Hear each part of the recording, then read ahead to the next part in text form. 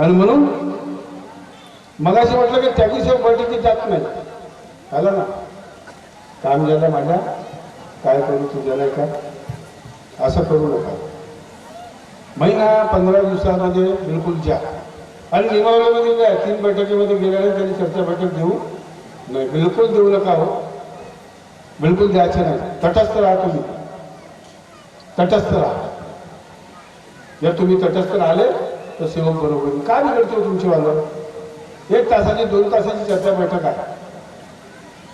बैठकीत गेल्यामुळे तुमच्यामुळे तुमचे मुलं जातील, मुली जातील, तुमची पत्नी जाईल, येणारी सून आहे ती जाईल, तिच्यावर प्रकाश पडेल.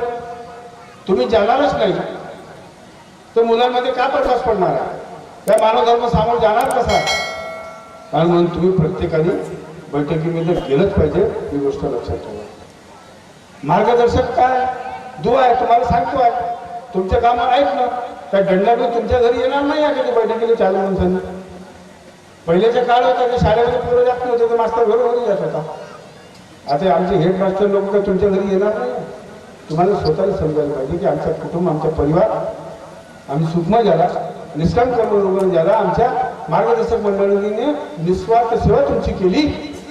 फक्त त्याचे म्हणणं काय, तुम्हाला तुम्ही चर्चा बैठकीमध्ये यावं, दुसरं काही मागणं नाही. आणि म्हणून आपण सर्वांनी त्या बैठकीमध्ये जावं.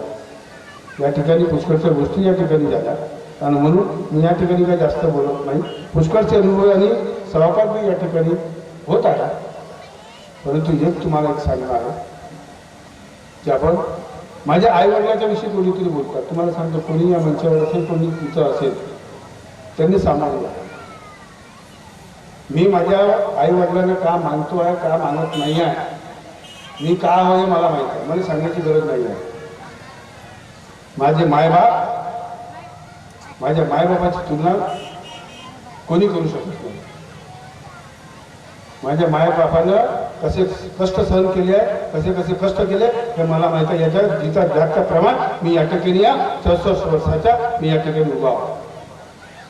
लहान होतो आदरणीय शेंडेजी आमचे वडील काळ्या फळत होते.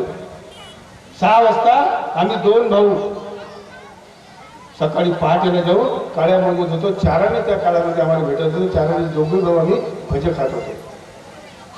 आणि आमचे वडील त्या रोलिंग मिलमध्ये जाऊनसनी राबत होते, कष्ट करत होते, कामं करत होते.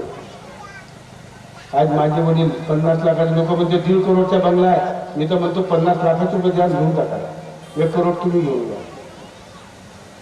माझे वडील माझ्या घरी येण्यास तयार नाही. कारण माहिती हा माझे दुर्भाग्य आहे, हा माझे दुर्भाग्य आहे. त्या माझ्या आई वडिलांच्या कृपेनं पुष्कळ काही त्या भगवंतांनी दिलेला आहे, यात दुमत नाही आहे.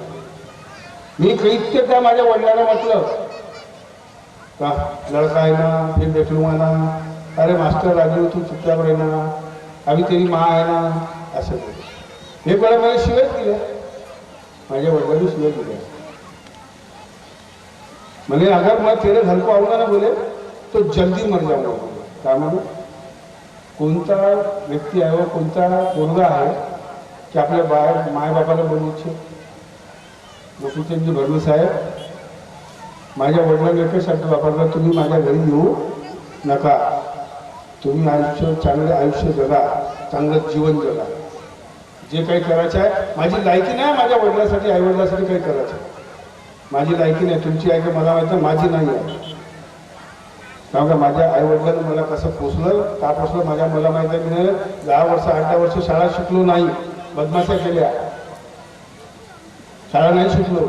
कालांतराने शाळा शिकलो. एका वकील होता, त्या वकिलाने मी हॉटेल लावली होती कामठीमध्ये बस स्टँडवर. त्यांनी मला सांगितलं आणि मी पुन्हा शाळेमध्ये शिकायला गेलो, शिक्षकही बनलो, शिक्षकही झालो.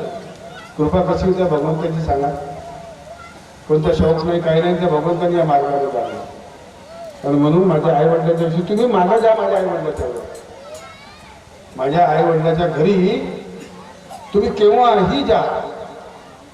तुम्ही फक्त माझ्याविषयी तुम्ही काही बोलून तरी पहा, तुम्हाला समजून मिळेल. माझे आईवडील माझे आराध्य देवत, माझे भगवान. मी अगरबत्ती लावली नाही, हवन केलं नाही तरी चालेल, पण मी माझ्या आईवडिलांना जीवनात कधी सोडणार, लक्षात ठेवा. कारण की माझ्या आई वडिलांमुळे मी या ठिकाणी उभे आहो. तुमचं काय मला माहित नाही.